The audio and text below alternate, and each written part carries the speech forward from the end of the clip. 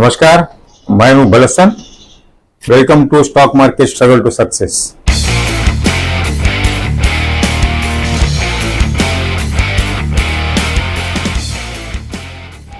Struggle to success में आज हम बात करेंगे टाटा ग्रुप ऑफ कंपनी के चेयरमैन निर्देशक के बारे में।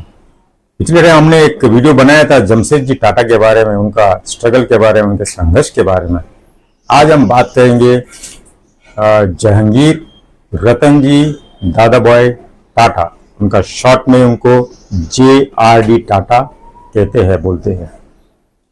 JRD टाटा जमशेदजी टाटा के चचेरे भाई के बेटे थे। इनका जन्म हुआ था पेरिस में। इनका माँ का नाम सुजैन टाटा, क्योंकि वो फ्रांस की थी, इसलिए JRD टाटा का उनका बाल्यपन यानी बचपन फ्रांस में बिताए थे। JRD टाटा, उनका एक सपना था सेना में भर्ती होना, यानी वहां फ्रांस में वो सेना में 1 साल के लिए प्रशिक्षण लिए थे। उनका जो पिताजी उद्योगपति होने के कारण उन्हें सेना में जाने नहीं दिया। इसी कारण JRD टाटा का जो सपना टूट गया। JRD टाटा तो बचपन में जब बच्चे थे, उनको एक इंटरेस्ट था। जब हवाई जहाज को देखे वो बोलते थे मुझे भी हवाई जहाज में उड़ने के, हवाई जहाज के साथ उड़ना है। लेकिन इंसान है, उड़ नहीं पाते थे। लेकिन उन्होंने अपना किताब में पुट्टे के जरिए हवाई जहाज बनाकर उड़ाते थे। अभी देखिए आगे चलकर JRD टाटा हमारे देश के एविएटर बने थे। अभी देखिए बच्चों का बचपन से उनका जो एक्टिविटी से अपने को पता चलता है कि आगे चलकर वो बच्चा क्या बनने वाला है, क्या होने वाला है। उस पर हर माँ बाप गौर करना चाहिए। अभी हमको बात करना है JRD टाटा का। JRD टाटा का जो प्रारंभिक विद्याभ्यास, प्रारंभिक जो स्कूल है cathedral convent high school Mumbai में हुआ था। JRD टाटा का जो इंजीनियरिंग पढ़ाई करने के लिए कैम्ब्रिज विश्वविद्यालय में चले गए। वहां पे कैम्ब्रिज विश्वविद्यालय में उनका पढ़ाई के बाद एट द एज ऑफ 22 में JRD Tata sons and company में 1925 को इंटर्नशिप में ज्वाइन किए एज ए इंटर्न करके। फिर उसके बाद 1938 में यानी 13-14 साल के अंदर टाटा सन्स कंपनी ने JRD टाटा को प्रेसिडेंट अध्यक्ष, कंपनी का अध्यक्ष बना दिए। अभी आप सोचिए 12-13 साल के अंदर एक इंसान को इतना जल्दी प्रेसिडेंट कोई बनाता है क्या। लेकिन उनके पास वो एक ये था, लगान था, उनके पास एक दूरदृष्टि को देखते हुए टाटा सन ने उनको अध्यक्ष बना दिया। JRD टाटा को ये जो हवाई जहाज का लाइसेंस और कैप्टनशिप का लाइसेंस मिला था। JRD टाटा 1938 में प्रेसिडेंट बनने के बाद 1939 में उन्होंने टाटा केमिकल का स्थापना किया। जो टाटा केमिकल का स्थापना उन्होंने जो किया था, उससे पहले जो जमशेदजी टाटा जी का जो बेटे दोरबजी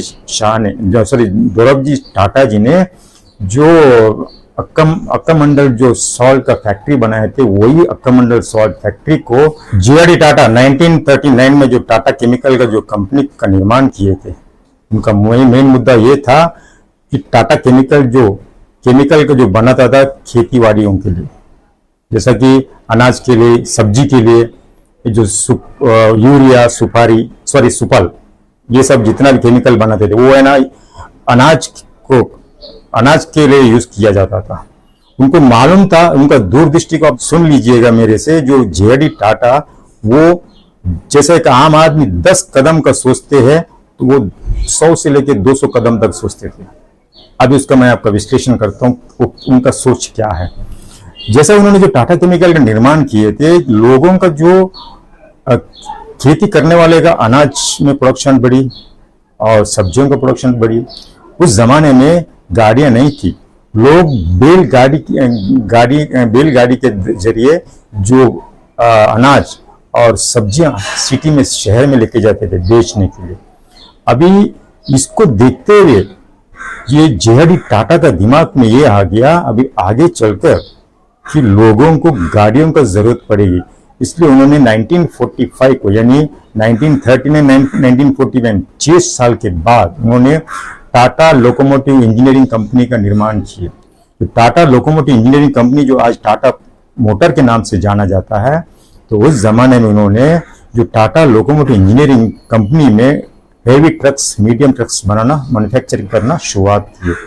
और वही ट्रक से उस टाइम में जो जमींदार सिस्टम चल रहा था, जमींदार लोगों ने बैलगाड़ी को छोड़कर ट्रक खरीद लिया और ट्रक के जरिए जो अनाज और जो सब्जियां ट्रक के जरिए लेके जाके शहर में बेचते थे। जो बैलगाड़ी में जो 6-6 घंटा लगता था, वही ट्रक उनका जो सामान को शहर बेचने के लिए 1-1 घंटे में पहुंचते थे। उसके बाद जे.आर.डी. टाटा का दिमाग देखिए, 1948 को उन्होंने हमारे देश में फ्लाइट का शुरुआत किए। उन्होंने जो कंपनी को शुरुआत किए थे, एयर इंडिया इंटरनेशनल, वो चेयरमैन थे, डायरेक्टर थे।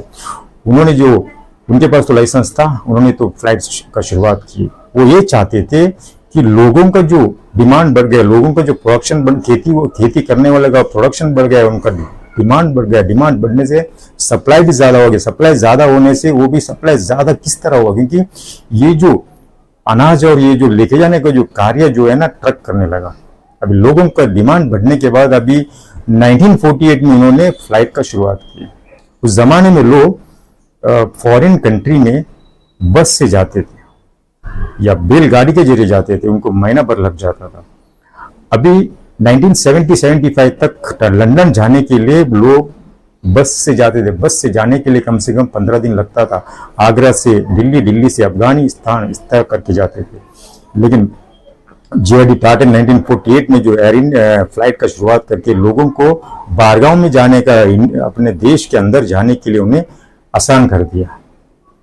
और जे.आर.डी. टाटा को उनका जो काम को देखते हुए हमारे देश के जो सरकार ने उनको 1957 को पद्म विभूषण से उनको सम्मानित किया। जे.आर.डी. टाटा के बारे में और एक मैं आपको किस्सा बताता हूँ। 1 अप्रैल 1968 को उन्होंने टाटा कंप्यूटर सिस्टम को शुरुआत की। जो टाटा कंप्यूटर सिस्टम आगे चलकर टीसीएस यानी टाटा कंसल्टेंसी, जो आज उनका जो सॉफ्टवेयर कंपनी देश में नंबर 1 कंपनी जाना जाता है, ये भी जो निर्माण उन्होंने किया है, जैसा उन्होंने 1968 में इनका जो कंपनी का निर्माण स्थापना किए, उनके ठीक 1969 में उस टाइम का जो प्रधानमंत्री श्रीमती इंदिरा गांधी जी ने 14 मेजर कॉमर्शियल बैंक को नेशनलाइज किया। जैसे उन्होंने नेशनलाइज करने का अनाउंसमेंट किया और 800 ब्रांचेस ऑल ओवर इंडिया में ओपन हो गया।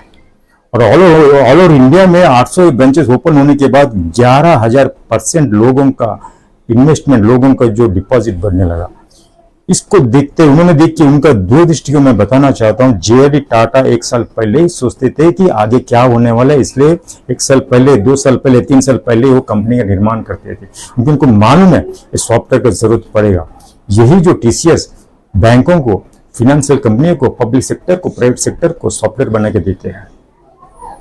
और 1984 में जे.आर.डी. टाटा ने टाइटान कंपनी लिमिटेड का निर्माण स्थापना किया। लेकिन आज जो टाइटान कंपनी लिमिटेड के नाम से जाना जाता है, लेकिन जब उन्होंने 1984 में उनका शुरुआत किए थे टाइटान वॉचेस लिमिटेड।